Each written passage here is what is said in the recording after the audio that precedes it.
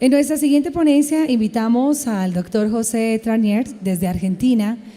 Él nos trae una ponencia importante. El tema es la escuela en el siglo XXI, liberar amarras y alojar al otro.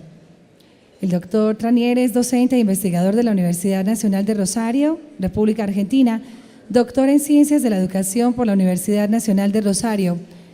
Ha finalizado estudios de postdoctorado en Sociología y Filosofía en la Universidad Nacional de Córdoba, licenciado y profesor de música, egresado de la Escuela Universitaria de Música de la Facultad de Humanidades y Artes de la Universidad Nacional del Rosario, licenciado en Educación por la Universidad Nacional de Quilmes y profesor en Educación por la Universidad del Centro Educativo Latinoamericano. Durante los años 2010-2013 se desempeñó como becario postdoctoral del Consejo Nacional de Investigaciones Científicas y Tecnológicas de la República de Argentina, donde investigó acerca del rol de la educación escolarizada y los modos de relacionamiento pedagógico tras la crisis de 2001 en Argentina. Es investigador. Él dice que está bien, tiene mucho más para contarles. Una última cosita. Es investigador categorizado en el Programa Nacional de Incentivos, docente del área de educación en la Universidad Nacional del Rosario y en la Universidad Nacional de Moreno en provincia de Buenos Aires. Y en la actualidad se desempeña como secretario académico del Instituto de Investigaciones de la Facultad de Humanidades y Artes de la Universidad Nacional del Rosario. Pido para él un fuerte aplauso, le damos la bienvenida. Muchísimas gracias por aceptar esta invitación. Y esperamos sea de su agrado la ponencia que él nos trae a continuación. Muchas gracias. Permiso. Me voy a organizar. Somos docentes, somos maestros, nos convoca el lugar de la educación, nos articula el deseo de un mundo mejor, por medio también de amplificación de mecanismos de reconocimiento del otro. En esto entra al lugar la escuela, así que como buen maestro, no que soy buen maestro, sino como buen maestro, déjenme primero que me anote mis papelitos acerca de lo que fui armando y tratando de compartir con ustedes hoy. Le agradezco mucho a la compañera que ha hecho esta presentación, siguiendo una cita de Lacan, donde dice, bueno, que la presencia de un más habla en realidad de la presencia de un menos. Entonces digo, no digas más nada, tantas cosas. Y eso era, primero voy a hacer los agradecimientos pertinentes. Es una alegría, un honor poder estar aquí, compartiendo, socializando con colegas, tratando de articular y de articularnos colectivamente, cosa que no es poco, y en una región también latinoamericana, en un país hermano, y que podamos pensar en esta instancia cuestiones que nos atañen a todos en conjunto y problemas también educativos que se están articulando, o que creo que el valor de la investigación y el valor de la educación, si tiene un valor, tiene que ver con esto que habían dicho también las colegas y los colegas en la introducción, que es la ampliación de derechos y tratar de ser voz y darles voz a aquellos que no tienen voz. Entonces me parece que ese es un desafío que se presenta en la región y por eso también celebro que se hable de gubernamentalidad en relación a un término más conocido por determinadas teorías que tienen que ver con la gobernanza. Después voy a hacer alguna referencia a esto y que seguramente algunos a lo mejor haya que tener que practicar gubernamentalidad. Gobernanza lo decimos todos, ¿no? En forma breve y en forma rápida. También eso tiene un origen del cual también quiero hacer una advertencia del tipo político-epistemológico. Acá no venimos a pensar igual. Yo vengo a compartir un punto de vista posible, acerca de la educación y acerca de lo que atañe a ciertas cuestiones en nuestros pueblos y en la realidad de nuestros pueblos y temas que consideramos urgentes que tienen que ser visibilizados. Y como uno más que venir a enseñar no enseña nada, viene a aprender junto con el otro y no es de una falsa posición demagógica. Yo ya estaba notando y ya aprendí algo, como dijo también el colega, hago así porque antes había una mesa, ahora hay un living, y cómo cantaron ustedes su himno nacional, ¿no? Como pensarlo como una metáfora también de lucha latinoamericana. La música, en un momento, como si no sería un acto, los actos escolares, si los que fuimos docentes de escuela saben que no hay un acto donde el sonido pueda, si no es un acto, tiene que pasar algo con el sonido, no con los sonidistas, por favor, no me miren, excelente su trabajo, sino con la tecnología, que por eso van a ver que yo prefiero los papelitos y parecer más desorganizado, pero que a veces la imagen, las veces que he usado no funcionan, o a mí, o me olvido, o traje mal el archivo, así que déjenme con mis papelitos tipo el doctor Chapatín del Chavo de México por ahí, y prefiero estar ahí en relación con otras cuestiones. Pero veía cuando esa música se apagó, salieron y cantaron el doble de fuerte. Compensaron, acompañaron y no dejaron caer ese himno que tiene que ver con una cuestión identitaria que los sostiene y que los presenta como nación ante el mundo y también ante ustedes. Si pudiéramos hacer lo mismo en la región nosotros, de aquellas personas que están silenciadas, y que podamos nosotros devolverles esa audibilidad en forma doble, ya sería casi la conclusión de lo que intento venir a compartir acá con ustedes. Pero fue como un ejemplo corporizado de poner el cuerpo, las cuerdas vocales, colectivamente, y aquello que se apagó se generó una instancia colectiva de reconocimiento tácita, donde no se tuvieron que poner de acuerdo, donde dijeron, che, se apagó la música, ¿qué hacemos? Y si la cantamos, fue inmediata. Y eso es lo que una escuela como centro, cuando pensemos las políticas en América Latina, cuando haga algo en relación a las políticas de gubernamentalidad, en oposición, no en oposición contraria, sino una elección posible diferente, donde particularmente me siento más cómodo hablar de gubernamentalidad y celebro el coraje que en Latinoamérica y con ciertos avances de restauraciones ultraconservadoras que se están dando en nuestros países latinoamericanos relativos al campo educativo y donde se tiene a la escuela o a los docentes como un campo de lucha, como un significante a medir, a controlar, a disciplinar. Entonces que se aparezcan estos posicionamientos, que se hable del buen docente, que se hable de las prácticas de la enseñanza, que se hable de lo que dijo el alcalde de amplificar también, o el lugar de aquí, desde un lugar pequeño como una metáfora, ¿no? Desde un lugar pequeño como un grano de mostaza aparece algo milagroso por medio de la educación. Entonces creo que eso es muy interesante a tener en cuenta y donde realmente me siento muy cómodo de compartir con los colegas de la Universidad Nacional de La Plata, de la Universidad Nacional de Lanús. Nosotros en Argentina no tenemos, le decía a la compañera, a la doctora Southwell y acá a los doctores colegas, ya ahora que establecemos, bueno, Pablo es un amigo, a Gloria que la he conocido y que uno va compartiendo también entre los hoteles, una charla. Nuestras universidades forman una red, una unidad, independientemente cuál es la universidad que corresponda. Defendemos, sostenemos la educación pública en nuestro país.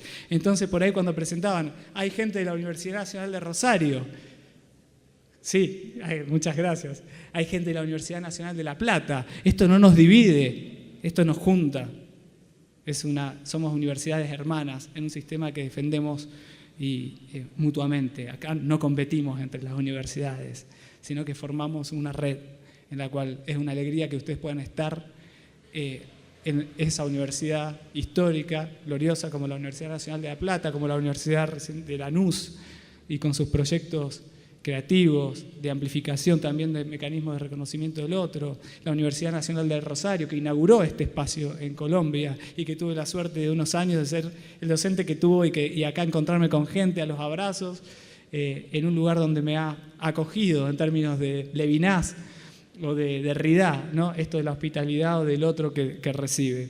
Así que ahora terminó las partes lindas y aparece la parte quizá no tan linda, en broma, ¿no? De que podamos discutir seriamente si hay algo que la educación es una práctica política y que no tiene que darnos ningún temor a tener posiciones diferentes o posiciones encontradas, porque en realidad más allá de las disciplinas, más allá de la constitución disciplinar de cada uno de ustedes, si estamos aquí todos reunidos es porque nos articula lo mismo, el lugar de que el mundo puede ser un lugar menos hostil para habitar por medio de la educación. Eso nos lleva entonces no a que nuestros títulos nos pongan en un lugar de ventaja social, de ventaja académica, sino en un lugar de compromiso político, compromiso social, con aquellas personas que no tienen, por distintas razones, la universidad aparece como un lugar alienado o casi imposible de habitar por su origen o por su procedencia social. Las verdaderas universidades progresistas son aquellas que pueden tener contacto no solamente con los lugares de élite, sino con los sectores populares, y que la promesa de liberación en una región latinoamericana tenga que ver con esa interpelación del campo de lo político y de que la educación lo pueda hacer posible. Y mientras, antes de hacer algunas palabras en relación a la gobernanza y gubernamentalidad, ¿por qué cuando recibí esta invitación, que agradezco fundamentalmente a Rodrigo, a Pablo, a todos los organizadores de este evento, y insisto en la sorpresa, ¿no?, cuando me encontré con esa categoría? Antes de dar esta respuesta, me gustaría compartir con ustedes, quizá pueda ser algo medio indolente, como adelantándome a cuestiones del profesor Boaventura, ¿no?, y de otros provenientes del pensamiento descolonial. Yo cuando escuchaba, cuando daba vueltas por aquí, cuando venía, un profesor, tuve la suerte de estudiar con un profesor que seguramente todos han leído, que es Michael Apple, y que él todas sus clases empezaba en los distintos seminarios o en la Universidad de Wisconsin, en Madison. Cuando empezaba sus clases, estudiantes provenientes de todas partes del mundo los miraba, saludaba y decía: buenos días, no se olviden que estamos dando clase en tierras robadas, ¿no? Esto generaba un escozor. Lo vuelvo a decir si no se escuchó. Buenos días, lo primero que quiero decirles: no se olviden que estamos dando clases en tierras robadas. Imagínense, en una universidad todos nos mirábamos: ¿qué está diciendo este señor en una universidad? Y lo que quería poner en visibilidad es esta ética, si uno lo traslada a nuestros pueblos latinoamericanos, esta ética de la creencia de la no humanización, que antes de la conquista no había absolutamente nada. Entonces, no nos olvidemos que nosotros estamos dando también este encuentro de políticas y gubernamentalidad en tierras robadas, pese a quien pese pueden estar de acuerdo o no, pero lo que tenemos que hacer con eso no es decir que somos ladrones, es como una metáfora de poner en visibilidad y darles voz a aquellas minorías que no tienen la oportunidad de estar acá en este estadio, en este atril, o que no tienen la oportunidad de estar ustedes asistiendo, y que necesitamos devolverle la voz como ustedes cantaron el himno fuertemente, representando esas cuestiones. Ahí es donde me parece, digamos, ciertas cuestiones para tratar. Este título se llama Rehabitar la escuela en el siglo XXI, liberar amarras y alojar al otro. Entonces la charla podría ser dividida hasta 3 instancias. Tenemos un gran problema, que es cómo es rehabitar la escuela en el siglo XXI. Ahí ya tenemos un montón de cuestiones que nos van a enfrentar con las matrices clásicas de formación docente a lo largo de la Constitución de los Estados-Nación. No los voy a aburrir tanto con eso, solamente voy a hacer lugar a cómo hoy en pleno siglo XXI, quizás una de las tensiones es que muchas de las problemáticas que tenemos los docentes en las escuelas y en las instituciones es que muchas de esas matrices de formación siguen siendo tributarias o subsidiarias a matrices meramente eurocéntricas para pensar los problemas que aquejan hoy en pleno siglo XXI y que han jerarquizado cuerpos, sexualidades, prácticas, ya lo diría Bourdieu, ¿no? Esto como una estructura estructurante. Hablábamos antes con los compañeros de que es el habitus, no es una clase teórica, tiene el objetivo de compartir nada más ciertas cuestiones, pero cómo esas prácticas no solamente son corporales, sino también cognitivas, y cómo se naturalizan entonces ciertas cuestiones, y que me gustaría después acompañarla de ciertos ejemplos para que no quede en una abstracción, sino cómo esto hace anclaje en la propia realidad o en las propias problemáticas. Entonces, rehabitar la escuela en el siglo XXI ya tendríamos, aunque sea voy a describir posteriormente una serie de lo que yo al menos personalmente considero que nos enfrentaríamos a un problema. Después tenemos liberar amarras. ¿Por qué pensé como esa categoría? Bueno, intento desde hace varios años tratar, o me identifico con lo que es el pensamiento descolonial, desde los aportes partiendo del gran Fanon, con los condenados de la tierra, Freire, por supuesto, el gran Freire, nuestro maestro latinoamericano, más recientemente, bueno, Enrique Dussel, Aníbal Quijano, Kathleen Walsh, Vignolo. Todas cuestiones, perdón, y que me olvido de tantos otros y otros pensadores que están aquí articulando esta cuestión y que nos ponen el dedo en la llaga en cuestiones que nos incomodan.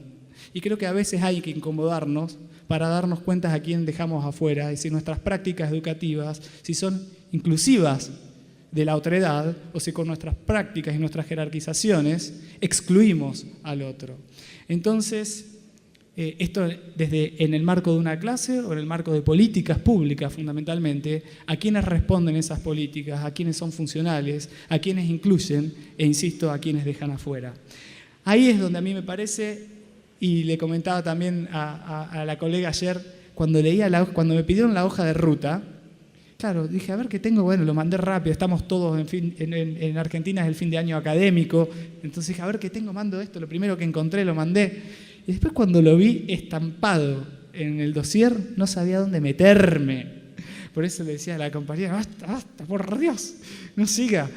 Y que no tiene la culpa, ¿no? Entonces, digo, ese mea culpa, ¿eso qué es? Eso es gobernanza.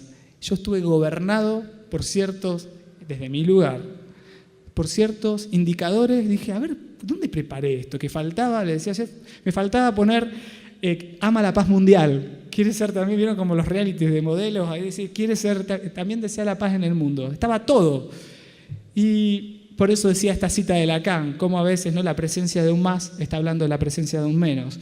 Claro, cuando digo, ¿a dónde incluí esto? Tenía que ver con ciertos indicadores, con dar cuenta de unos grupos de investigación, de un subsidio que nos mandaron, no me acuerdo de dónde, de una beca que no me acuerdo que tenía que dar lugar, y uno pone todo, porque todo va a ser evaluado, todo va a ser medido, todo va a ser cuantificado.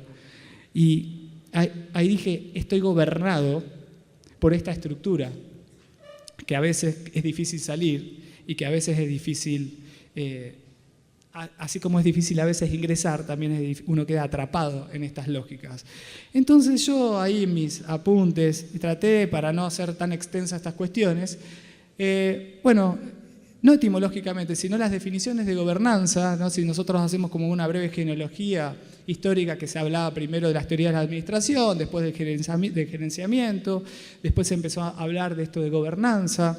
La Real Academia, entonces, le hago una síntesis de lo que dice la Real Academia Española, junto con otros artículos que están circulando en relación a la gobernanza, y fundamentalmente todos ponen hincapié en su definición en el aspecto económico. Después viene el aspecto político, y después viene el aspecto social, después viene el bienestar institucional. Entonces dice, la gobernanza estudia todos los mecanismos, procesos y reglas a través de los cuales se ejerce la autoridad económica. ¿No? La gobernanza estudia todos los mecanismos, procesos y reglas a través de los cuales se ejerce la autoridad económica, política y administrativa de una organización, arte de gobernar que tiene como propósito la consecución de un desarrollo económico, social e institucional duradero.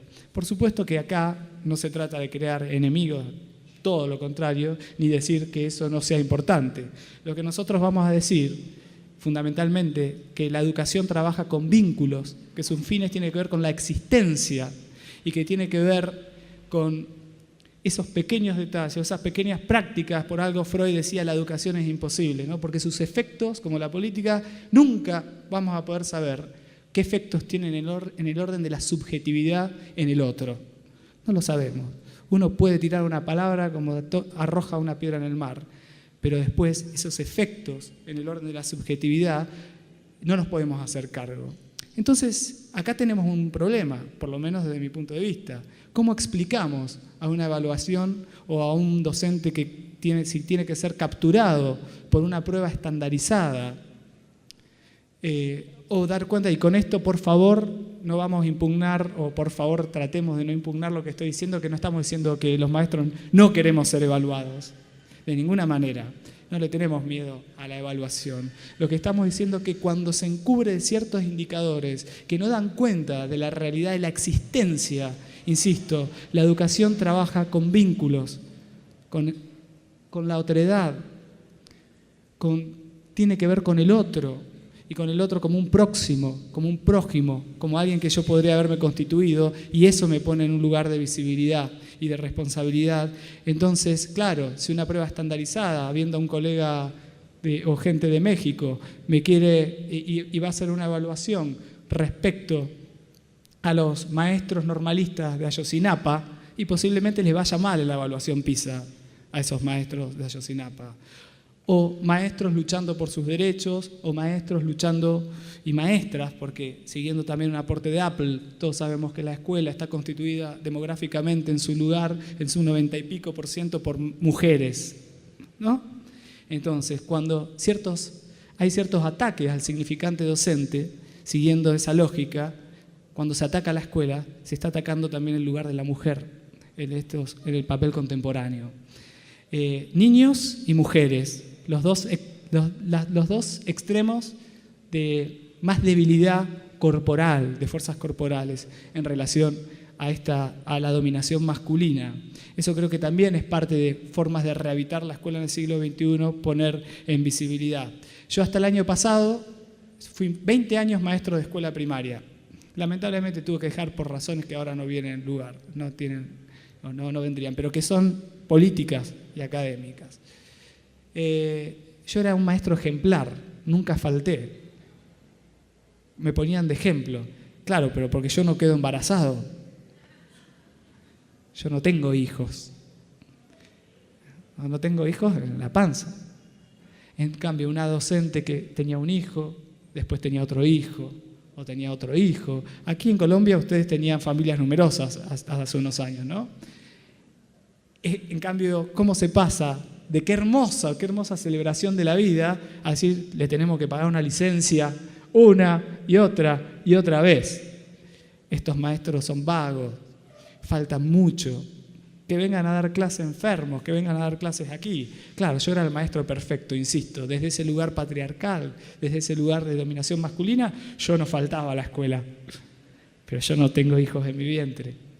Entonces, fíjense cómo estos, y después voy a tratar de compartir ciertas propagandas, o cómo en esto de rehabilitar la escuela en el siglo XXI, cómo hay problemáticas que están ligadas también con los medios de comunicación, con la presentación del lugar de la docencia, y alojar al otro como este gran problema, ¿no? Y como esta gran responsabilidad. Entonces, gobernanza, que lo podemos usar, pero que subraya el lugar de la autoridad económica, yo preferiría hablar de estas políticas de gubernamentalidad, que tienen que ver con otro ensamble, con otra polifonía de voces, con otras tácticas, que también genealógicamente se puede empezar a ubicar al filósofo francés Michel Foucault hablando, dando cuenta, ¿no?, entre un pasaje del antiguo régimen a la modernidad y todas esas tácticas con el nacimiento de la categoría de población, cómo aparecen entonces esas nuevas políticas gubernamentales. Ahora bien, por supuesto, amamos a Foucault, nos encanta Foucault, pero también, estando en nuestras tierras, no hay que olvidar que, si bien tiene otro posicionamiento político, otra interpelación, otra genealogía hablar de gubernamentalidad, donde pone el sujeto no está borrado y donde la autoridad no pasa exclusivamente por un lugar económico. Y acá también hay que hacer otra advertencia. No es que la economía no sea buena, no es que la producción sea algo malo, porque si no rápidamente se impugnan también estos discursos. Es decir, primero está la vida, después viene todo lo demás, desde el lugar de la educación. Nosotros defendemos la escuela. Eso también me parece importante éticamente poder compartirlo para ustedes. Nosotros en Rosario, seguramente en La Plata, en Buenos Aires, en muchos lugares de Argentina, y seguramente también después compartimos, me dicen ustedes, en Colombia, en estos ataques que se vive en ciertas cuestiones, por lo menos localmente en nuestro país, con ciertas restauraciones ultraconservadoras en relación a la educación, a política pública referida al lugar del docente como un objeto, no como un sujeto, como un objeto oneroso para el Estado. Y no los voy a cansar con la propia realidad, sino pensar esto cómo se retraduce en política pública y el lugar asignado a la educación. Por eso también celebro que aquí todo el tiempo, desde los funcionarios hasta todos los organizadores, subrayaron el lugar de los maestros, de las maestras y el lugar de la escuela. Porque hay muchas posiciones que nos hablan, pensemos ya en otras cosas, la institución escolar está agotada, la escuela ya no sirve. Sí, es muy fácil decirlo desde una oficina, con aire acondicionado, cuando uno está ahí, todos los que hemos sido maestros hemos preparado actos, hemos cuidado recreos, hemos estado ahí sosteniendo, como todos ustedes y todos nosotros, pero tenemos que tener me parece a mí como una advertencia también, insisto, político-epistemológica, que la escuela necesite ser no cuestionada, necesita ser planteada, necesita ser replanteada en ciertos aspectos, discutida si quieren, ampliar sus propias fronteras sin ningún tipo de dudas. Ahora, defendiendo el lugar histórico y defendiendo lo que ha hecho históricamente la escuela. Porque les decía en Rosario, en La Plata y seguramente también aquí, donde muchas veces no llegan los médicos y no llega ni la policía, entra el maestro como único representante del Estado a los barrios más vulnerables y se le sigue teniendo respeto a ese maestro o a esa maestra de escuela. Entonces hay que ser muy cuidadosos cuando decimos la escuela ya no sirve más. Hay que estallarla. Pensemos en otra cosa, porque detrás de eso está ese lugar, ese borramiento, ese desconocimiento de lo que significó y el lugar y el papel histórico. Insisto, rediscutamos todo lo que quieran, pero con la escuela adentro y valorizando el lugar histórico que ha hecho la escuela. Les decía que también, para no ser injustos con esto de Foucault y de su concepto de gubernamentalidad, y que celebro que aquí se esté hablando de eso más que de gobernanza, pero nosotros tenemos un antecedente también, que es Guamán Pomán de Ayala, en 1615, saca un libro que es Nueva Crónica y acerca del buen gobierno, ¿sí? Y donde empieza un cronista indígena a hacer una retraducción de los modos de convivencia y de cómo convivían ese mundo andino con el mundo de la conquista, para ver si podían convivir, de qué manera podían sacar lo mejor de ese encuentro, o de ese encuentro, depende de lo que miremos. Y es un libro maravilloso, donde habla de políticas del buen gobierno, Nueva Crónica, y acerca de qué es gobernar, y retraduciendo, proponiendo una liturgia semiótica, histórica, cultural, de acercamiento entre, insisto, esa cultura. Ayer hicimos en Lima, antes de venir aquí, ¿no? Y ese cronista en Lima, peruano, en 1615, ya hablaba de gubernamentalidad, por así decirlo, no con esa palabra. Pero ¿qué pasa? No venía de Europa este cronista indígena, tratando de retraducir ambos mundos para que se encontraran. Foucault no lo tuvo en cuenta como antecedente para pensar las políticas de gubernamentalidad. Ahí es cuando nosotros hacemos referencias, y tengo que hacer otras advertencias, que cuando hablamos de matrices exclusivamente eurocéntricas como categoría política, epistemológica, no significa rechazarlas, negarlas. Significa que si aquí, para plantar la idea de una América Latina, se necesitó una determinada matriz que jerarquizaba cuerpos, insisto, este gran ensayo de colonialidad que fue América Latina. Yo recuerdo la primera vez que vine aquí a Colombia, temblaba al primer, pensar que estoy cerca de Cartagena de Indias, ¿no? Ese primer encuentro entre los dos mundos. Esto que Enrique Dussel habla, 1492, el encubrimiento del otro, no el descubrimiento. Esta cuestión, esto que había acá, no servía para dar cuenta sus saberes, sus historias, sus creencias, sus relatos, su lenguaje, sus sabores, sus comidas. No eran las necesarias para establecer una jerarquización que tuviera que ver con la expectativa con aquello que se encontraba. Ya lo dijo también el gran Bartolomé de las Casas. Muchachos, no lo dijo con esta palabra, lo único que le está importando a esta gente es el oro. En Potosí hay tanto oro y tanta plata que se podría, dice, construir un puente de acá hasta la casa de los reyes de España. Hay tanto oro y tanta plata que se puede hacer. Fue el primer gran ensayo del cual Marx hasta después va a reconocer. Para que haya capitalismo tiene que haber capital. ¿De dónde vino ese capital? De nosotros. Fundamentalmente de esta tierra. De Colombia, de Perú, de México, de Chile, de Argentina, pero fundamentalmente más al norte. Ese oro y esa plata que hasta los pensadores europeos dijeron, esto es capital, y después fue en capitalismo, y el primer gran ensayo de prescindibilidad, van a hablar estos autores, de la vida humana.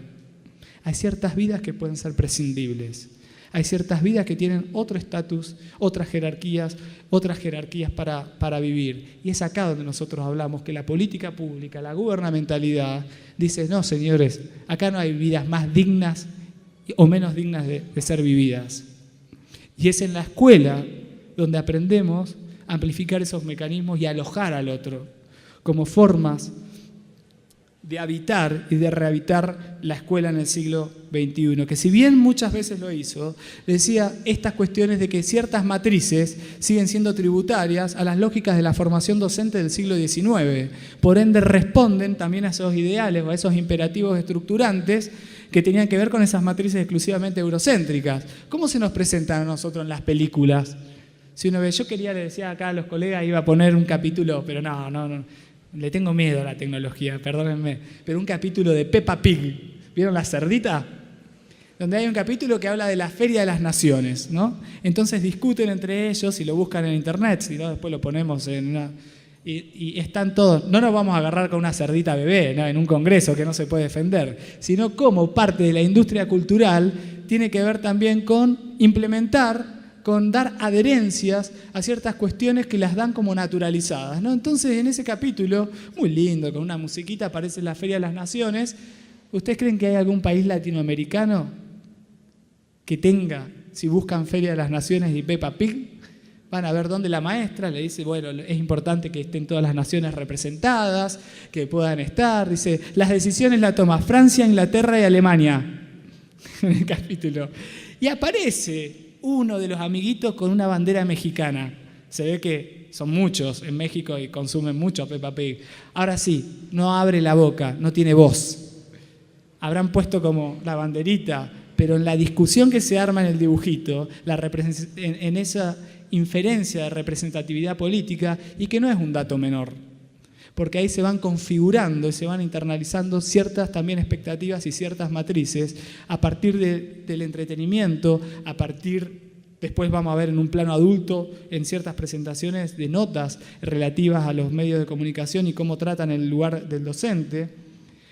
Hace poquito fui al planetario de mi ciudad, hay un planetario muy lindo, cuando venía aquí, haciendo el pasaje al aeropuerto, me acordé, porque ustedes, no sé si ya pasó eso, porque lo leí rápido, un concierto con una orquesta y en el planetario en Medellín.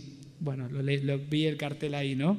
Y un día voy al planetario y me contaba un investigador de CONICET, que es del Consejo Nacional de Investigaciones Científicas y Tecnológicas de Argentina, que tiene funciones en el planetario municipal, el observatorio. Cuando hacen funciones escolares, la decepción que tienen los chicos cuando van y les muestran todo el cielo de América del Sur, y le dicen, ¿y dónde está la Osa Mayor? ¿Y la Osa Menor? Y le dicen, no, nosotros vivimos en el sur, tenemos la Cruz del Sur. ¡Oh!, dicen los chicos, yo quiero saber dónde está la Osa Mayor. Claro, todos los dibujitos orientados también en el norte no hablan de la Cruz del Sur, hablan de la Osa Mayor, hablan de la Osa Menor. Y esos chicos se van defraudados, pero dicen, pero nosotros vivimos en el sur, esta es nuestra estrella. Por eso esa charla que se llamaba Descolonizar el cielo. Dije, zapatero a tu zapato, voy a ver de qué se trata esa charla. Dije, fui sin ninguna expectativa, pero estuvo muy, muy bueno.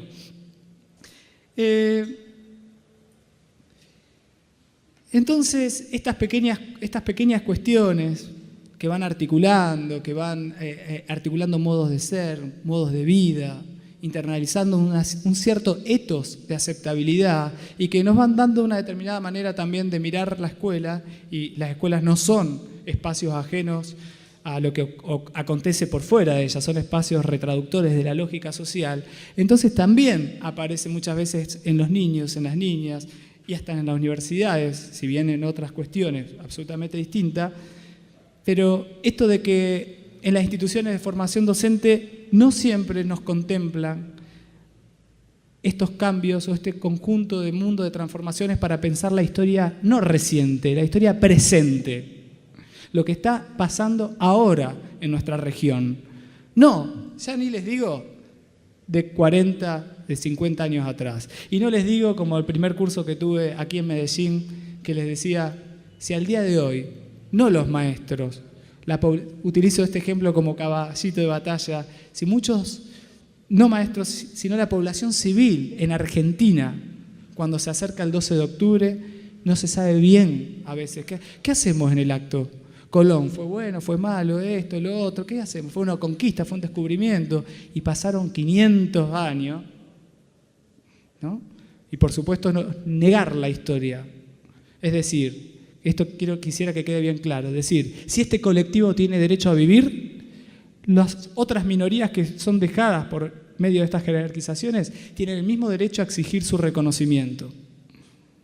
Esto nos pone en un lugar de tensión y de visibilidad, de trabajar con las minorías, con aquellos que no tienen derechos, con aquellos, cómo opera la blanquedad, también siguiendo Apple o siguiendo otras cuestiones, las cuestiones de raza, de etnia, de clase, y cómo configura ese mundo. ¿Cómo nos presentan a veces en una película? El otro día estaba viendo una película, ¿no? Esto que también la lógica de la colonialidad, del poder, como dicen estos autores, dice, opera sobre 4 dominios.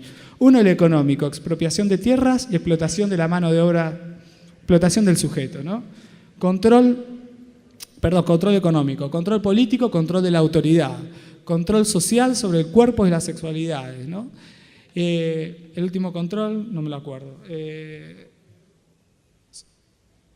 Bueno, ya me lo voy a acordar, pero tiene que ver con estas cuestiones de cómo se va constituyendo y cómo se van naturalizando en esto de las formas de internalización, y operan sobre esos 4 dominios con un control, epistémico y subjetivo, las formas y autorización del conocimiento. ¿Quién dice qué conocimiento vale la pena y quién dice que no? Entonces, eso también se traduce a quién expulsa y a quién incluye nuestras propias prácticas. Y cuando uno observa esto también, a partir de por lo menos una preocupación en términos personales de ciertos avances sobre los derechos docentes en la República Argentina, les decía, ¿y esto cómo se va constituyendo? Se constituye a partir de los medios de comunicación, de ciertas cuestiones, de ciertas políticas públicas que van erosionando ciertas conquistas, la disminución de ciertos derechos. ¿Y cómo se nos presenta a los latinos generalmente en una película? El otro día veía, no me acuerdo cómo se llamaba la película, no es que no me acuerdo, sino que hacía zapping, y se mostraba a una mujer hermosa, americana, en un barrio privado, con una casa maravillosa. Estaba trabajando o estaba lavando una taza de café y miraba cómo un guatemalteco, todo grandote, cortaba el césped, ¿no? Entonces, nosotros podemos representar la sensualidad. Jennifer López puede representar el boom boom en su baile, podemos tener la nota exótica. Ahora, el conocimiento, no. El conocimiento, ese control epistémico, viene desde otro origen. De ahí que seguramente disfrutaremos de toda esta cuestión, ¿no? Cuando aparece esta noción de epistemología del sur como una categoría política y no geográfica para tratar de pensar desde otro lugar. Entonces, liberar amarras. ¿Por qué intentar liberar amarras? Las amarras que nos gobiernan, las amarras que nos dejan vivir en nuestra propia identidad o que no nos dejan vivir con todas nuestras fuerzas físicas y espirituales en un proyecto conjunto, colectivo, comunitario, en donde el otro me interpela, en donde el otro me dignifica su presencia. Y la escuela creo que es ese gran ensayo de convivencia, de coexistencia, donde se puede llevar eso a cabo. Por eso desde que decimos defendemos a las instituciones, defendemos las políticas públicas que ponen en el centro de escena a los docentes, más allá de que muchas cosas necesitemos que tengan o que necesiten ser revisadas. Les quería compartir, yo no sé de tiempo, cualquier cosa me avisan, ¿vamos bien? No sé, ni sé cuándo empecé, a qué hora. Perfecto, tengo tiempo.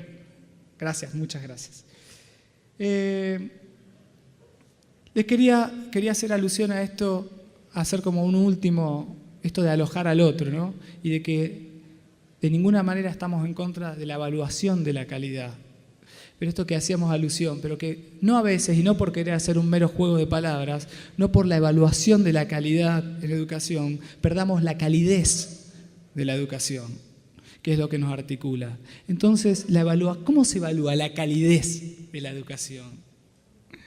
Yo me acordaba de una gran colega y amiga que lamentablemente no está ya entre nosotros, que es una investigadora, una psicoanalista, Silvia Bleichmar, que en una de las épocas más terribles, en una crisis de Argentina, en el 2001, a los pocos meses sacó un librito chiquitito, pero súper poderoso, que se llamó Dolor País. Era una época donde Argentina, que bueno, en la presentación yo intento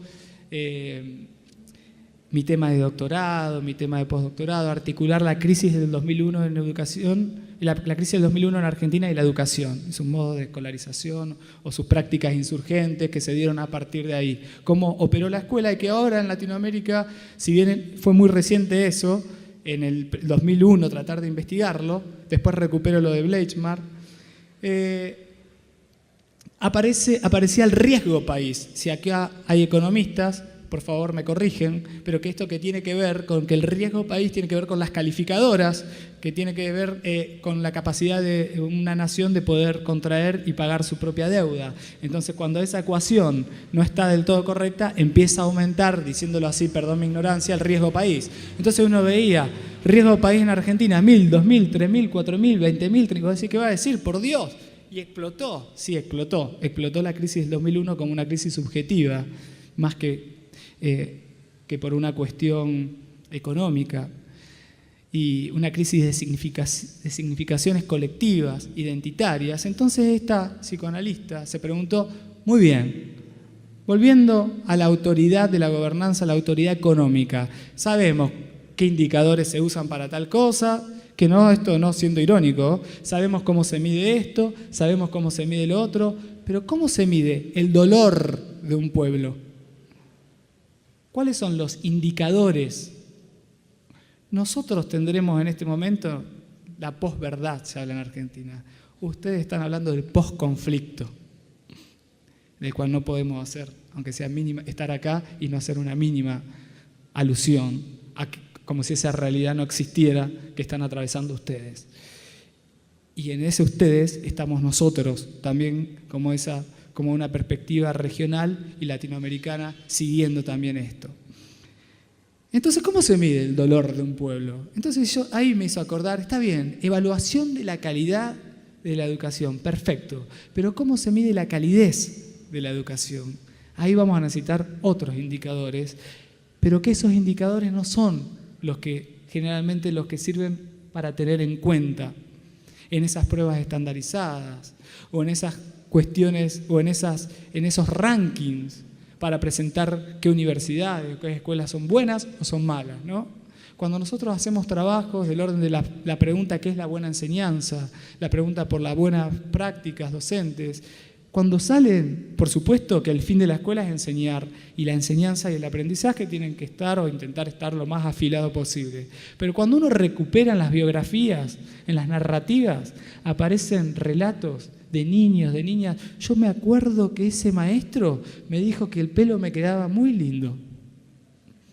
Yo me acuerdo que un día estaba triste y me preguntó, ¿qué te pasa? Hoy vos no estás bien. ¿Te pasó algo? Y cuando vamos a esos maestros, esta categoría de memorabilidad o que a veces del docente memorable, de la buena enseñanza, y el maestro dice, ¿cuándo le dije esto? Yo, qué sé yo, no me acuerdo. Pero ¿qué hizo? Un clivaje, o que hizo un anclaje, mejor dicho, en la subjetividad, en la producción de subjetividad de ese niño, de esa niña, y una intervención que pudo haber tenido lugar un segundo en la historia de ese sujeto, lo acompaña hasta el final de sus días, como una experiencia de reconocimiento del otro. Eso es lo maravilloso de la escuela y eso es lo maravilloso de la educación.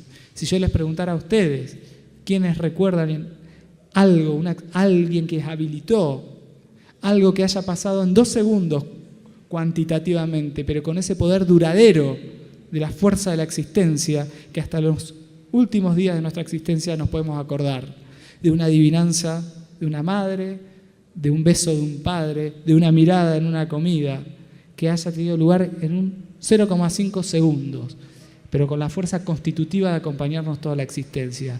Ahora nosotros como maestros, ¿cómo le digo yo a un evaluador? Pará, que esto que enseñé yo, a lo mejor en 40 años se revela como una interpelación crítica en este sujeto.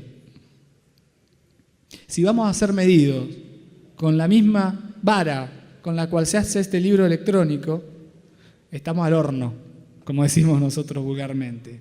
Entonces, fíjense, y ya quisiendo terminar, quisiera compartir varias cosas con ustedes, pero voy a terminar seleccionando esto solo.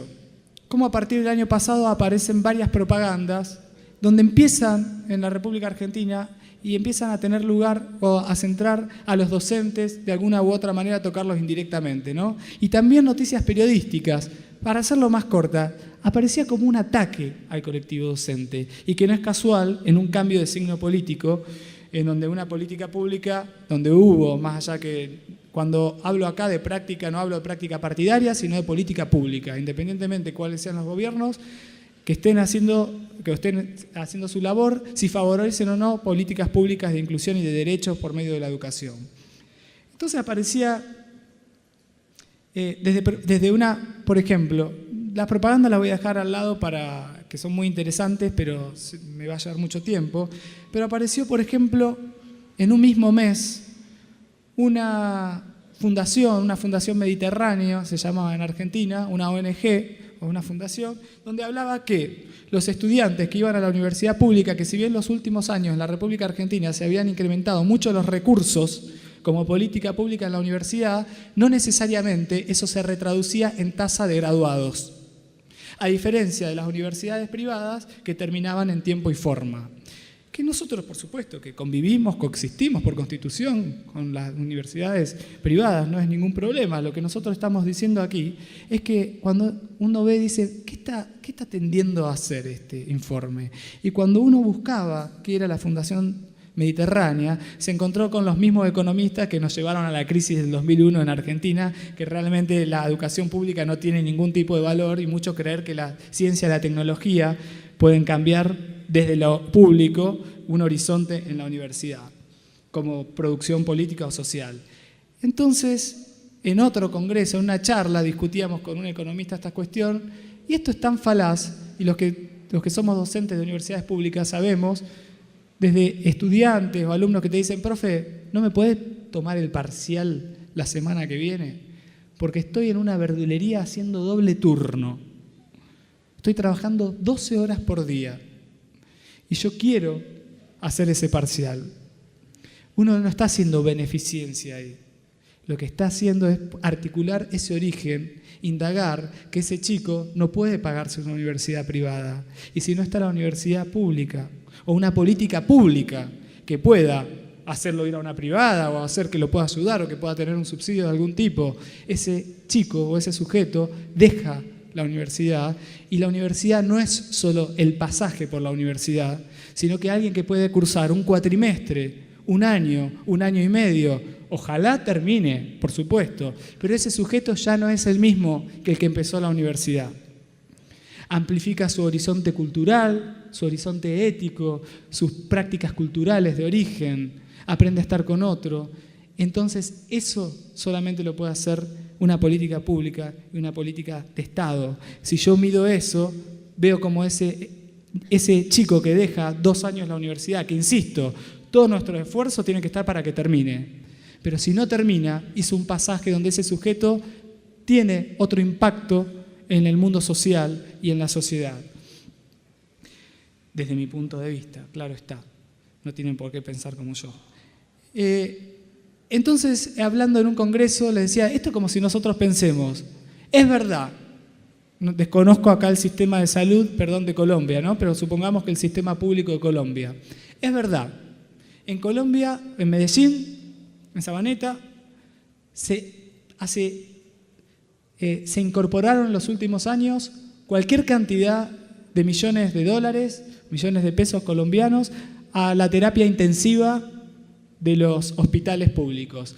Pero eso no se retraduce con que el sujeto viva. Los pacientes se mueren. Así que, plata perdida.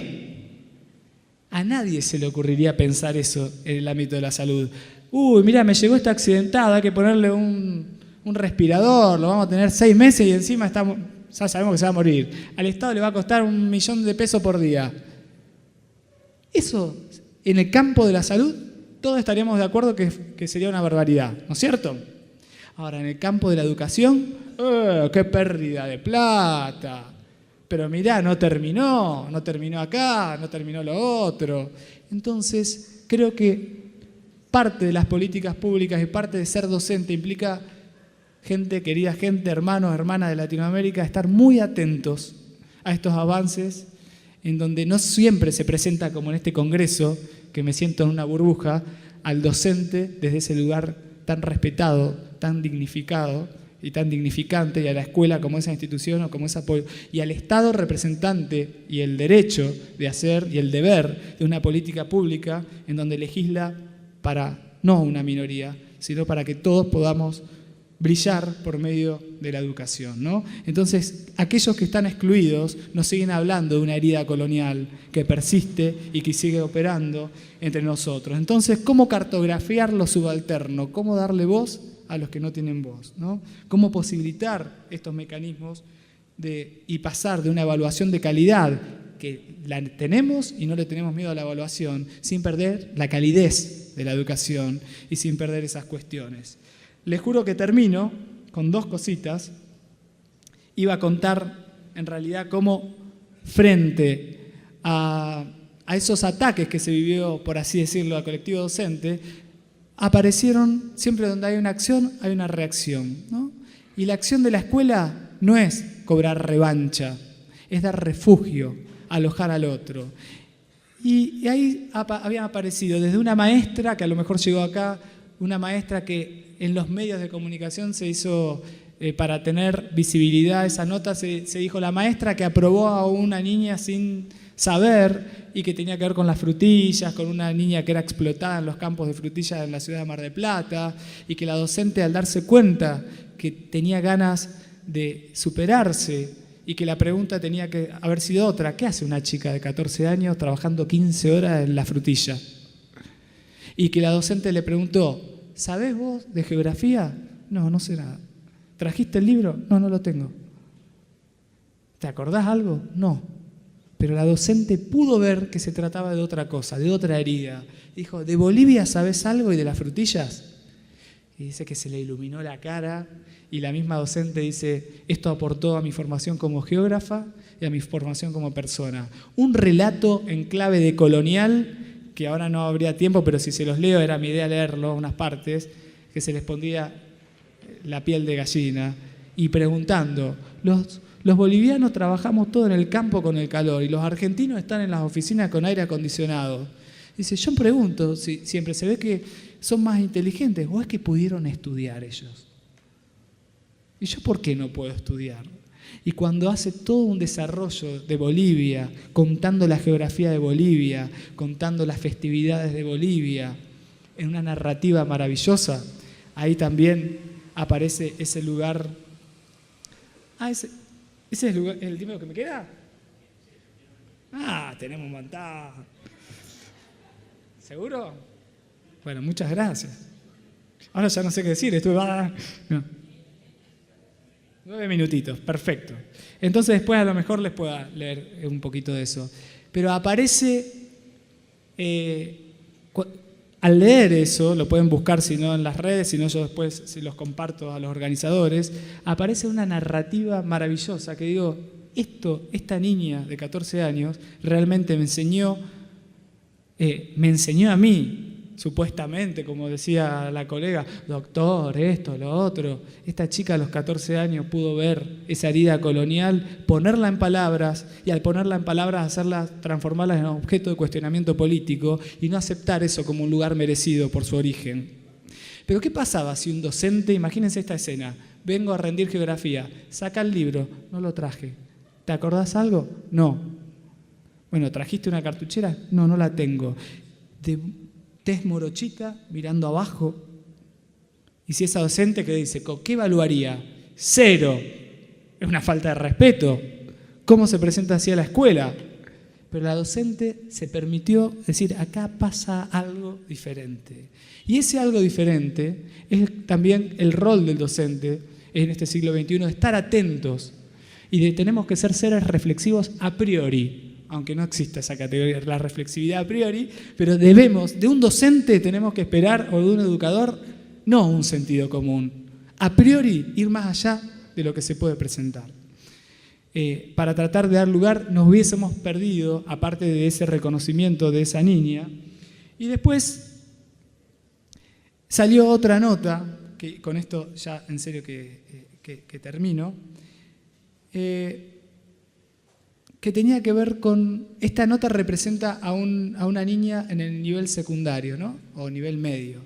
Y apareció en el mismo mes donde empezaban a decir que los maestros faltaban, que éramos onerosos para las políticas públicas, que había mucho ausentismo. Por supuesto que si hay ausentismo, está bueno que las políticas de auditoría que revisen si eso está bien o está mal. Ahora, si una docente falta porque tiene hijos, como digo antes, no es que eso es distinto a estar fraguando un certificado o inventando. Y la otra historia que apareció en el mes de abril del año pasado, que dije esto no puede ser casualidad, porque representaba al nivel primario, al nivel secundario y al nivel universitario público en Argentina, frente a ese momento donde se castigaba y se quería avanzar sobre los derechos de los docentes. Y en Rosario, en la ciudad de donde yo vengo, apareció una nota que dice, tiene 6 años, perdió su diente en la escuela y su maestra le escribió una constancia al ratón Pérez. ¿Ustedes lo llaman igual al ratón? Sí, bueno. Entonces dice, Ignacio, esto de una historia mínima, ¿no? Dice, una historia llena de ternura ocurrida en el primer grado de la escuela número 150 de Rosario. El certificado que le dio la docente fue publicado en Facebook por los padres, donde se multiplicó y recibió cientos de comentarios. Ignacio está en primer grado de la escuela número 150, Cristóbal Colón. El miércoles perdió uno de sus primeros dientes en la escuela, preocupado porque no lo encontraba y no se lo iba a poder dejar al ratón Pérez, se lo confió a su vicedirectora. A la salida, la señora Betty, como la conocen en la directiva, le contó a la mamá lo ocurrido. Nosotros siempre sacamos recursos de todos lados y me acordé de un hecho similar. Entonces se me ocurrió escribir una constancia al ratón Pérez. La constancia la dirigió al famoso ratón y en pocas líneas certifica que ese diente perdido pertenece a Nacho, como lo llaman cariñosamente. Le puse firma y sellos, como se hace con todos los documentos de la escuela. Lo guardé en un sobre y se lo di a la maestra del grado para que lo entregue junto con las constancias de escolaridad. Ignacio quedó feliz y tranquilo porque ahora si el ratón Pérez encuentra su diente, estoy leyendo la nota, saben que es de él. Emocionada con el gesto, la mamá del pequeño le sacó una foto a la carta documento. Dice, la realidad es que la escuela está llena de estos hechos, de estas historias mínimas, que nos conmueven, pero no siempre se conocen. ¿Qué dice el certificado? Dejo constancia que el niño Ignacio Gabrieli ha perdido su diente en esta institución educativa. El mismo estaba muy flojo, por lo cual probablemente se ha caído entre las baldosas del patio. Se extiende el presente certificado para ser entregado al ratón Pérez. Aprovecho la ocasión para manifestar que el niño Ignacio es un buen niño y nunca dice mentiras. Ahí la pifió porque los niños dicen mentiras. Firma la vicedirectora, ¿no? Y por último, fíjense, el decano de la Facultad de la Universidad Nacional de Rosario defendió el ingreso de alumnos brasileños. Se armó todo un lío en Rosario, porque el 90%, desconozco cómo es en La Plata y en Lanús, en las escuelas de medicina, como les resulta muy difícil estudiar medicina, vienen a Rosario, a las universidades, a estudiar la carrera. Entonces uno tiene la geografía de la clase, 90%, 95% brasileros, de origen de un país hermano, y 5% de Rosario. Entonces esto generó un lío, que si vienen, que no vienen. Y fíjense esto, ¿no? Como representante, todos aquí de mis colegas de la universidad pública, que esto por eso decía, somos universidades hermanas y nos representa, dice, no lo conozco al decano, ni sé de qué partido es, que ni interesa, ¿no? Pero para decir, porque a veces impugnan, este piensa como uno, como el otro. Dice, son exiliados educativos y están acá porque fueron desarraigados en su deseo de estudiar. Entonces el periodista trata de sacar, como diciendo, está mal, que se vayan a su país.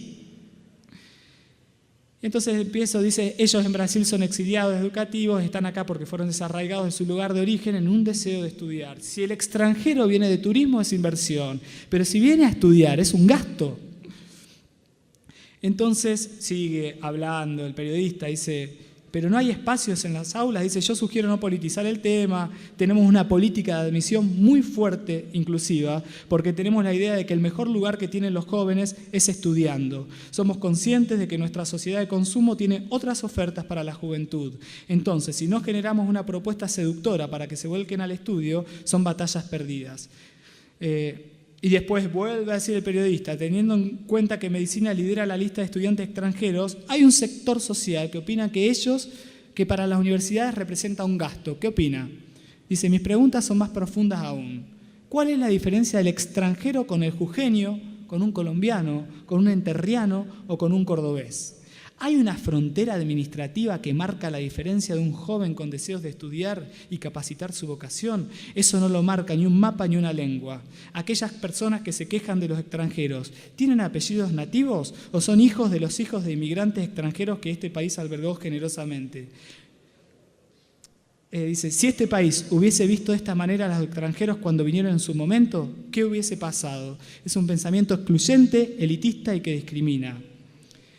Dicen, en el Mato Grosso y en el altiplano también hacen falta médicos. ¿Pero qué son estas divisiones odiosas? Son hermanos de América Latina, jóvenes que quieren estudiar. Eso los pone en el ojo de la tormenta y los convierte en seres dignos de ser expulsados. Entonces, fíjense, frente al ataque del colectivo docente, aparece el ratón Pérez, la evaluación de las frutillas y representada la universidad.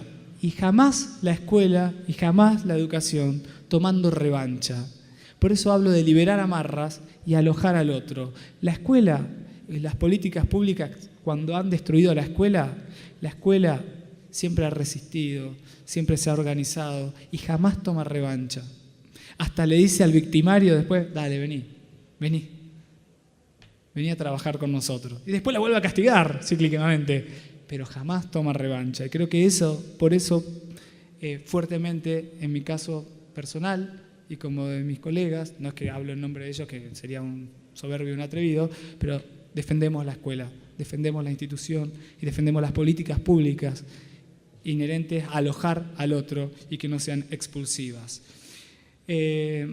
Ahora sí, no quiero abusar de ustedes, pero lo único que me gustaría decir o quedar como para investigar colectivamente o para otra cuestión, para otro simposio.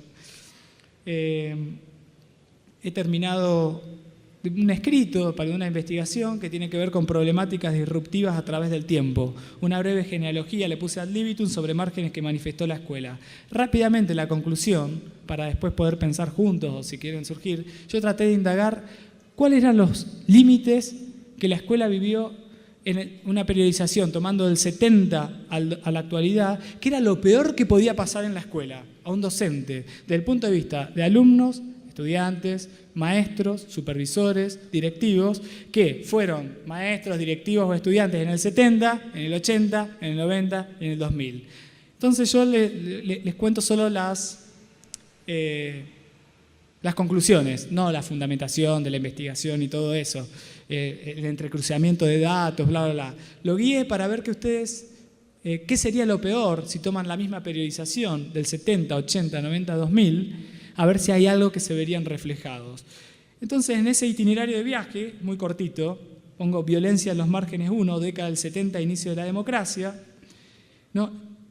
Formando como una suerte de guión cultural o de un guión o de unos binomios, nos encontramos con lo peor que podía pasar en la escuela en el 70, en Argentina, el sospechoso confiable, el comunista patriota, el terrorista nacionalista, el desaparecido como ficción, como mito, como potente realidad, el obediente, el insurrecto, el derecho y humano, el ilegal y inhumano, el rico y el pobre, como división áulica institucional, inaugurada por el golpe cívico-militar, que hasta ese momento los ideales de la escuela Sarmiento realmente convivía y coexistía en la escuela pública. En ese golpe de mercado y ese golpe militar hay una división fuertemente donde eso de clase que se empieza a vivenciar. La segunda estación son análisis de problemáticas relevantes que impactaban o permitían construir sentidos en 1980 y 1990. Ahí era desde el Dónde venimos, que era un libro sobre educación sexual, hasta el ingreso del HIV en la escuela. ¿Cuáles eran las problemáticas que en Argentina peor podía pasar en los 80 en la escuela? Hijos desaparecidos, abuelos y abuelas como sostén familiar, madre, padre asesinados, el embarazo adolescente, ser madre soltera, qué hacer con la identificación del afeminado y o la machona junto con la separación matrimonial, la incomodidad en la escuela ante las interrogaciones del orden sexual. Todas lógicas tributarias no solo a las matrices coloniales eurocéntricas, sino a su vez retraductoras de la puesta en juego de los binomios moral, inmoral, legítimo, ilegítimo, normal, anormal, incluidas las discapacidades dentro del aula y del silenciamiento del control de los cuerpos y de la sexualidad que tuvimos en la dictadura, la aparición de algo más que el cigarrillo como límite de provocación institucional o como significante ligado al ingreso a la adultez que habían antes. Estamos ante el surgimiento de un modo de consumo de drogas y mercado, pero asociado con la experimentación de la libertad, en oposición a los 90, donde eso va a caracterizar el narcotráfico y el consumo fuertemente en nuestro país. La muerte de un alumno por accidente o por enfermedad tradicional, aunque siempre dolorosa, siempre difícil, pero era una suerte de límite diferente a la muerte que va a haber en el 2000 en la Argentina, dentro de las escuelas. En el 90, los primeros casos de HIV en las escuelas, niños y niñas transmitidos por los padres como consecuencias tributarias del problema del uso de drogas o ausencias de cuidado de la década anterior, ampliación de los márgenes de pobreza que profundizó una mayor visibilidad, tanto en relación con la concentración de la riqueza y desplazamiento social, consumo y ampliación de redistribución de clases del mercado de estupefacientes, pérdida de fuentes de trabajo, suspensiones y flexibilización laboral, estamos en pleno neoliberalismo de los 90 en Argentina, que llevaron a enfrentar a la escuela situaciones inéditas respecto a la organización familiar. Padres sin empleo, comedores escolares, copa de leche, precariedad institucional, laboral. El significante aparece competencias y competitividad para legislar la política pública en educación. Resurgimiento del dispositivo de evaluación como metáfora de estandarización ligada a las necesidades del mercado y de las políticas y de los bancos internacionales. Reconfiguración e incertidumbre respecto a la organización de la escuela secundaria, el polimodal, la llegada de las nuevas tecnologías, cómo las manejaba el docente en los 90, y el intento de consolidar la idea de la educación pública y la del maestro como un objeto oneroso. Termino con esto. ¿Qué pasa en el 2000? Primeros casos de asesinatos y matanzas tipo al estilo de escuela americana que tienen lugar en Argentina.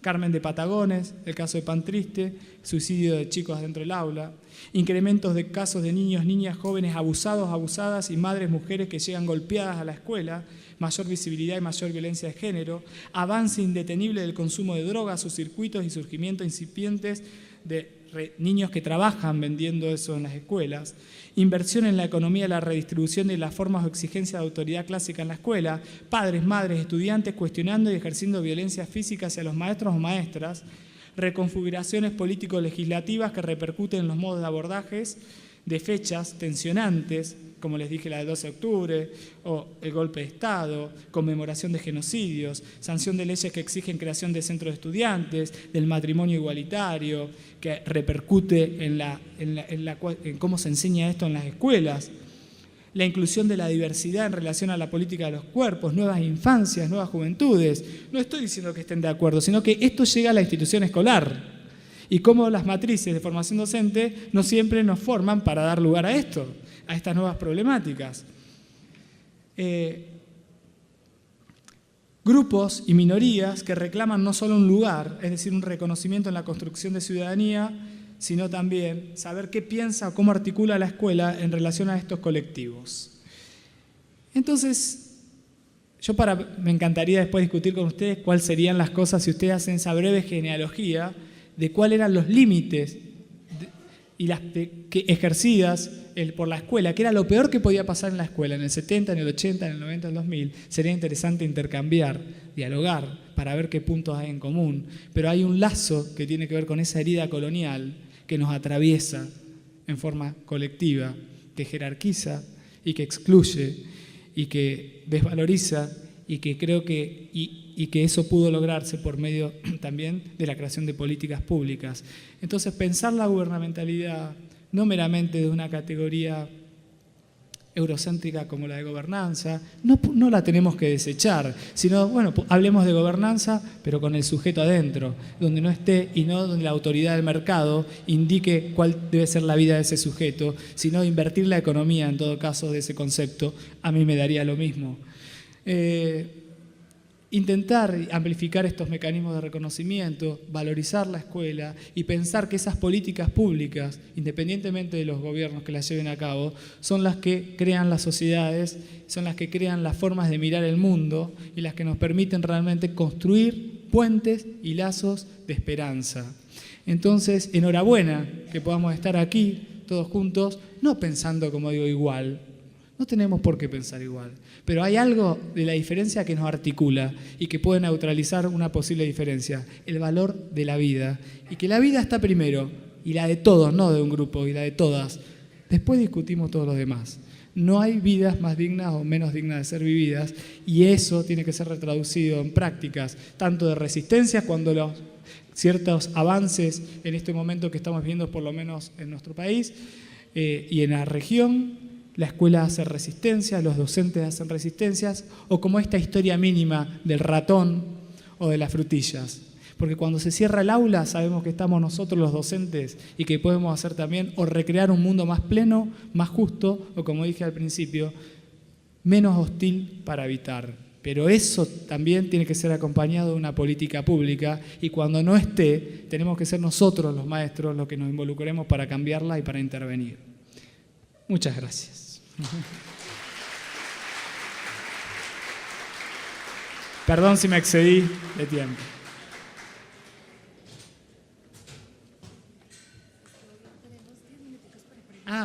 Perfecto, sí. Agradecemos al doctor José Tranier por su presencia con nosotros y por esta ponencia. Tenemos 5 minuticos, de 5 a 10 minutos máximo para las preguntas. Si de pronto alguien desea del público o bien sea una pregunta o hacer un comentario frente a la ponencia que él nos compartió, tenemos acá el micrófono y pues con todo el gusto estaremos atentos. ¿Alguien desea participar? Ya le vamos a pasar su micrófono, tranquilo. Gracias. ¿Está encendido? Sí. Perdón. ¿De dónde nos visita? Adelante, su nombre. Henry Hernández, de Ciudad Bolívar, docente del área de Ciencias Sociales. Por ser de Ciencias Sociales me llamó mucho la atención la parte de cómo usted hace una mirada retrospectiva de los años 70 hacia acá. Y preguntaba usted qué cosas nos hace comunes al pueblo argentino y al pueblo colombiano. ¿Qué cuestiones? Perdón, no entendí. Para mí, una de las cosas que tocó, que son muy similares, es la época del narcotráfico y cómo influyó en la sociedad, tanto en la de ustedes como en la nuestra. Y veía eso de cómo eso generó un mundo escolar lleno de enfermedades, producto del consumo de drogas, y cómo eso generó también digamos, una precariedad en la sociedad, unos digamos, sin valores truncados o antivalores que se superpusieron sobre los valores que debíamos tener. Y otra de las situaciones que me interesaría saber de usted, que nos diera, si tiene las cifras porcentuales, qué nivel de deserción tiene Argentina en la escuela primaria y secundaria, y cómo las políticas liberales actuales del gobierno liberal que tiene Argentina en la actualidad está retomando la importancia de la educación. ¿La importancia de qué? De la educación. Ajá. Muchas gracias. No, por favor.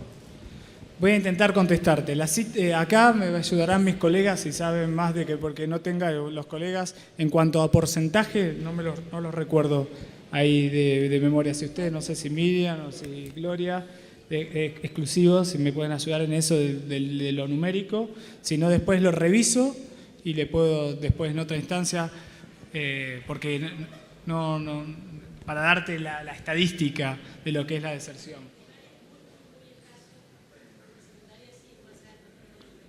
Gracias, acá me dice la colega de que el primario es casi muy bajo y de que en secundario puede haber un poco más, ¿no? Más allá de los distintos programas, las distintas cuestiones, ¿sí?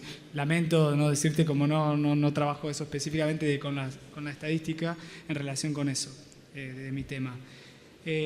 Lo otro, en cuanto al gobierno que te referís y política pública, acá, en mi caso personal, ¿no? Yo miro con unos lentes más miopes que tiene que ver con la mirada educativa. No me meto en todas las otras cuestiones, sino que trato de ver, de indagar eso cómo incide, cómo impacta en los modos de producción de subjetividad. Entonces mi pregunta ¿es lo mismo vivir en una lógica liberal o neoliberal, o como quieras llamarla, en un proyecto, que vivir en un proyecto colectivo en donde se amplifiquen mecanismos de reconocimiento del otro? ¿Da lo mismo?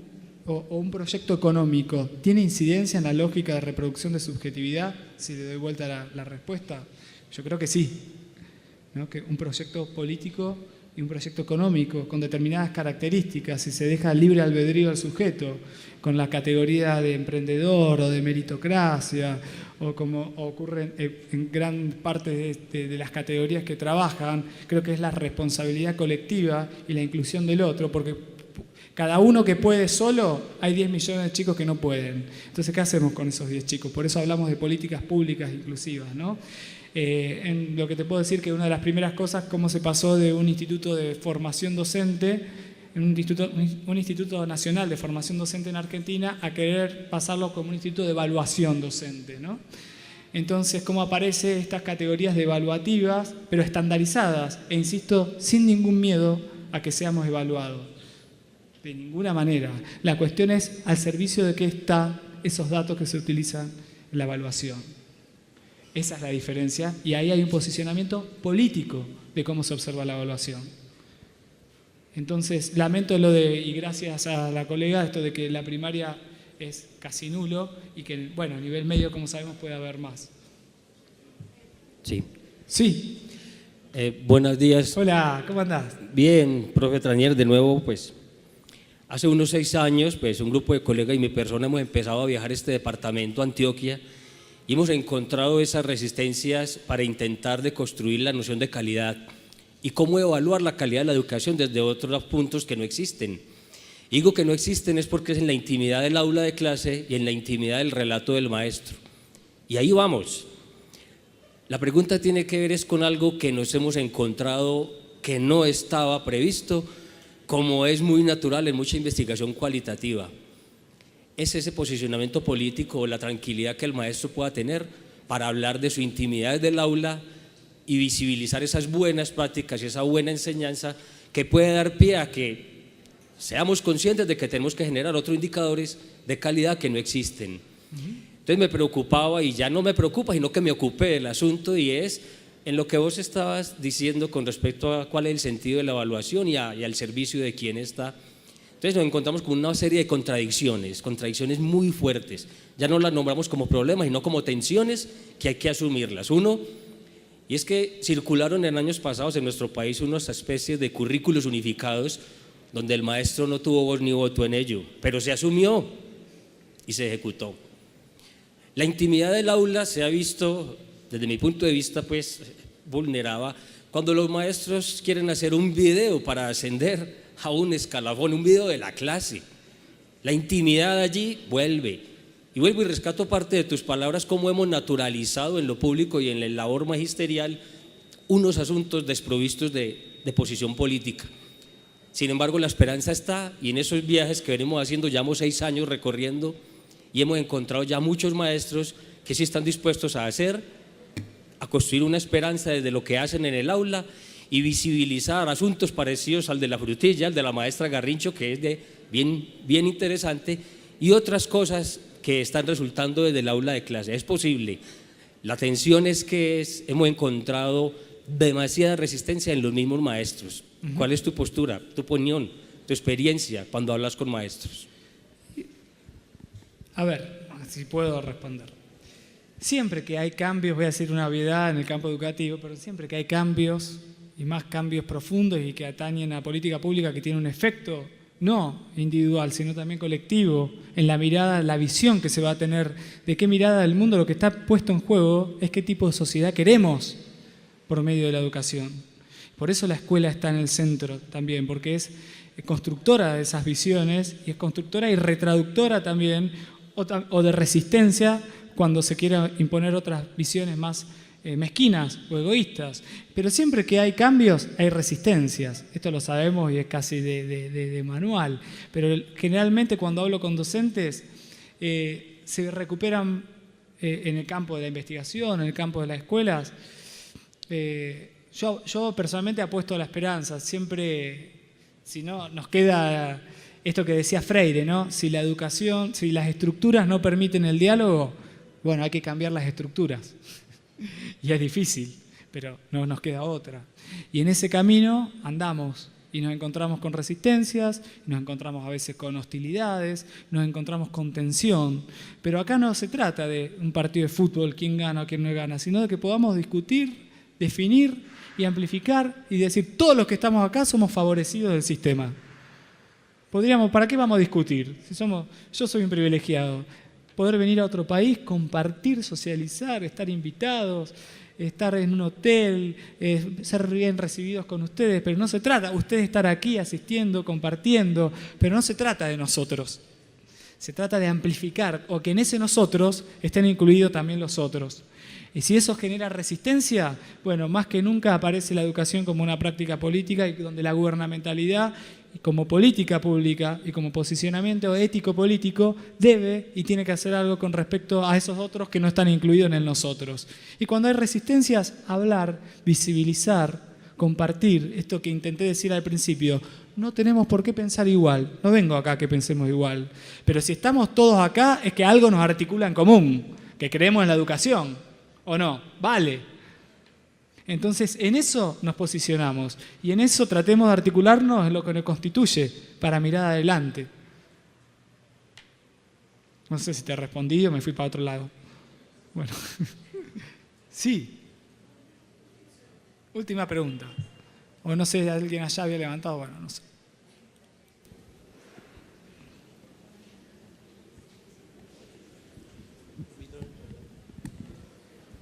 Buenos días. Hola, buen día. Mi nombre es Omar Ochoa, también vengo del municipio de Ciudad Bolívar. Me llama mucho la atención su posición en torno a los medios digitales. Mi pregunta es esa. Hace unos 2 o 3 años yo veía en la televisión pública de Argentina un programa que se llamaba En el Medio Digital. ¿Cómo ha asimilado el pueblo argentino la educación pública? Están inmersos hoy en día en la educación, en el afán de unirse a las tecnologías de la información y la comunicación, y cómo la escuela pública argentina no se ha disuelto o no ha sucumbido en el medio digital. ¿No a qué? Sucumbido, no se ha visto desplazado el maestro como hemos visto acá en Colombia, que a veces sentimos el temor de que la tecnología nos puede desplazar. ¿Cómo no se ha disuelto? Claro. ¿Cómo resuelve usted estas situaciones donde hoy en día cualquiera, si no tiene una tablet o cualquier medio de estos para recuperar la memoria, no sucumbir ante esa necesidad? A ver si puedo contestar también. ¿Desde qué lugar? Las tecnologías son maravillosas. Eso no, cuando yo hablaba de tecnología es mi propia incapacidad. Hablo de mi propia incapacidad para trabajar con las tecnologías, pero que son maravillosas. Ahora depende al servicio de qué está y cómo está utilizado. Yo no creo que corran definitivamente ni que borren el lugar del docente bajo ningún tipo de aspecto. Si amplifican. Hoy damos una clase y ya los chicos se fijan que está hablando, que el docente no está hablando nada que no corresponda porque lo buscan en un segundo. Ya saben, no, te equivocaste acá, te equivocaste allá. Me parece cosas maravillosas. Así como se puede usar para hacer una operación abierta y mandar una imagen por WhatsApp a ver para que el médico, mientras va camino al hospital, algo que pasó en Argentina, vea cómo puede operar, hasta grabar una escena que pegan a un chico y colgarlo en la red. Pero eso es desde la década del 60. Ya Adorno decía lo importante de la televisión es si remite o no a una conciencia avanzada, no en tanto el invento tecnológico en sí mismo, sino al servicio de qué está. Entonces, nosotros hemos tenido un plan de conectar igualdad desde las poblaciones a lo largo de toda la República Argentina, donde a todos se les dio una computadora para poder estar conectados y que fue un programa maravilloso. Se puede trabajar, que amplifica, es una cosa realmente yo defiendo, a mí me encanta, pero no creo que necesariamente o que desplace el lugar del maestro, ¿no? Eso no veo ese temor. Y también si está al servicio de recuperar la fuerza teórica y que el encuentro con el otro, si hay algo que tengo que agradecer, le decía el otro día, recién a la colega, es su silencio respetuoso y que me escucharon. En los últimos congresos que fui, no sé, pero no de todo, están todos, pero el 99,9% en el celular contestando mensajes y sacándose selfies. En el último congreso que fui. No digo que esté mal, tampoco que haga, pero digo, yo ya vengo preparado diciendo, bueno, con que escuche uno o dos, porque van a estar todos. Perdón, no de prejuicio, porque eso se está dando. Entonces, cuando esté con la variable, la inclusión de la mirada del otro, es maravillosa la tecnología. Yo soy, que no sé mucho, es mi limitación. Pero no sé si te contesté. Pero... Bueno, muy bien, muchísimas gracias a todos ustedes por estar con nosotros, por participar. Por supuesto, nuevamente agradecimiento al doctor José Tranier por acompañarnos. Un fuerte aplauso para él. Gracias por aceptar esta invitación.